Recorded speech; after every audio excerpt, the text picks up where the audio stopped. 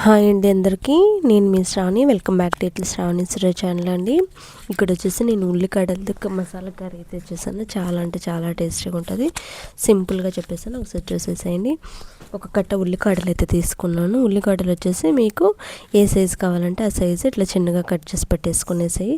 ఒక 2 to 3 times బాగా wash చేసుకోండి, మట్టి ఉంటుంది.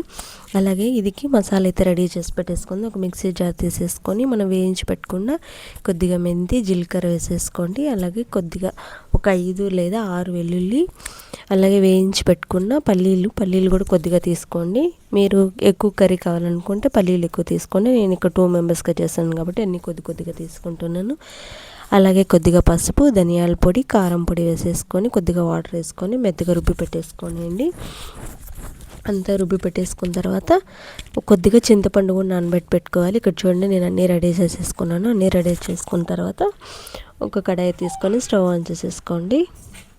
మీకు తగినంత ఆయిల్ వేసేసుకొని కొద్దిగా ఆవాలు, కరివేపాకు వేసుకొని, దీనికేం టమోటా ఏం అవసరం లేదండి. అలాగే డైరెక్ట్గా ఉల్లిగడ్డలు కూడా వేసేసుకొని ఒక 2 to 3 మినిట్స్ బాగా ఆయిల్లోనే ఫ్రై చేసుకున్నారంటే ఉల్లిగడ్డలు బాగా ఫ్రై అయిపోతాయి. ఇక్కడ చూడండి, నేను మీకు చూపిస్తున్నట్లు ఉల్లిగడ్డలు బాగా ఫ్రై అయిపోయిన తర్వాత మనం మిక్సీ పెట్టుకున్న మసాలా ఉంది కదండి, మసాలా కూడా వేసేసుకొని ఒక 2 మినిట్స్ ఫ్రై చేసుకోండి. అది పచ్చివాసన పోయేంత వరకు.